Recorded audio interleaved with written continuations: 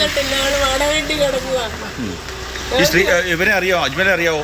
അജ്മലിനെ ഞങ്ങൾ നേരത്തെ താമസിച്ചെടുത്തുള്ളതാ, അല്ലാതെ ഞങ്ങൾക്ക് ഒരു പരിചയം. വാടകയ്ക്ക് കൊടുത്തതാണോ? അല്ല, വണ്ടി വാടകയ്ക്ക് ഞങ്ങൾ കൊടുക്കത്തേ ഇല്ല. എന്റെ മോനല്ലാതെ മരുമോനും അല്ലാതെ ഈ വണ്ടി ഓടിച്ചിട്ടേ ഇല്ല.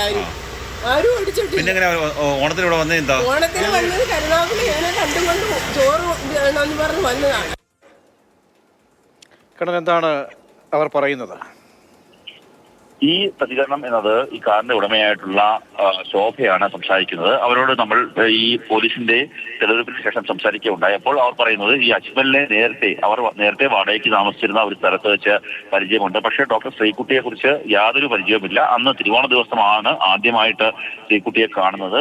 ആ ഒരു പെട്രോൾ പമ്പിൽ വെച്ച് ഈ അജ്മലും അതുപോലെ തന്നെ ഈ ശോഭയുടെ മകനും സുഹൃത്തുക്കളാണ്. അവർ തമ്മിൽ കണ്ട് സംസാരിച്ചു. അതിനുശേഷം തിരുവോണത്തിന് ഉണ്ണാൻ വേണ്ടി, ഓണസദ്യ കഴിക്കാൻ വേണ്ടി ഈ വീട്ടിലേക്ക് വന്നതാണ്. അതിനുശേഷം തന്റെ പേരിലുള്ള കാറും എടുത്തുകൊണ്ട് ഇവർ മൂന്നുപേര് പുറത്തേക്ക് പോയി എന്നുള്ളതാണ് ശോഭ മൊഴി നൽകിയിരിക്കുന്നത്. ഇക്കാര്യം പോലീസ് സ്ഥിരീകരിച്ചിട്ടില്ല. പോലീസ് അത് വിശ്വാസത്തിലെടുക്കുകയും ചെയ്തിട്ടില്ല.